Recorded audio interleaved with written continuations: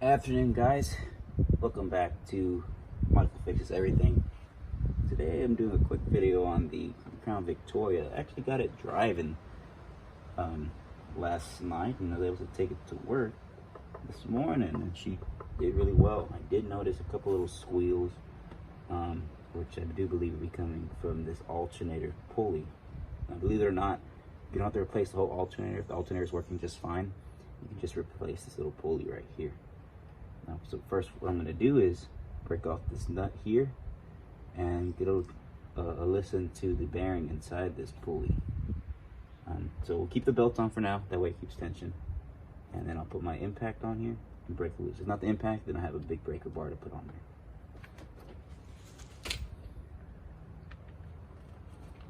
there. So just taking a 24mm socket. Let's see. This came right off. Now, if you don't have one of these, you can always use a big breaker bar. Let me show you.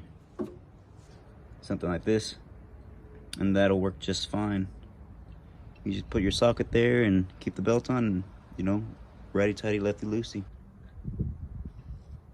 So probably thinking, you know, little squeals here and there. If it's still working, why replace it? Well, the reason is, if that bearing were to completely fail, or this pulley seizes up, since it's a serpentine belt and the belt runs everything, you know, from your water pump to your power steering pump, your AC, and so on and so forth, if this seizes up, the pulley stops moving, and you're putting a lot of friction on this belt, and eventually it'll just pop, and then you can't really drive your car. So now that that nut's broken loose, or actually it's completely off, I can release the tension on the belt, and that way I can yank that pulley off. This just takes a 3/8 inch drive. So I reduce my breaker bar. I'm gonna pull it up this way. Actually, down. Just let the belt off there. Bring this back up. You gotta watch out with a tensioner, because it'll try to pop up real fast, so you kind of want to walk it back up. And it comes right off. So, this actually doesn't have a bearing on it, see? I did not know that, so that means it's the bearing inside this alternator that's going on. I'm not sure if that's worth replacing by itself. I might just have to get a new alternator down the line. Maybe I'll put a little bit of grease in there. Yeah, I think I'll just try to lube this up from the outside. Maybe it'll help get rid of that squeal.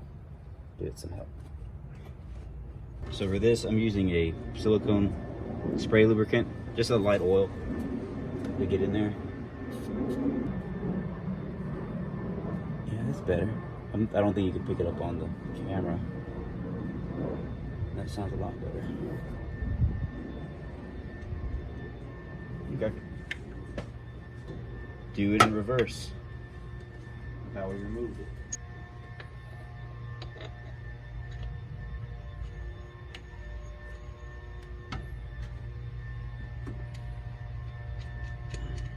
Thread it by hand first, so you don't cross thread the nut onto that shaft.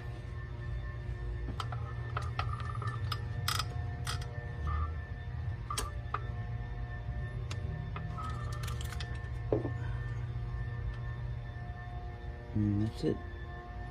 Make sure all your belts are in position and they're sitting in the grooves. Good to go. Now that the belt's back on, I can get my breaker bar, put the socket on, and make sure this tightens up. Well, I like to do this by hand. That way I can get a feel for it and make sure I'm not putting too much force on it.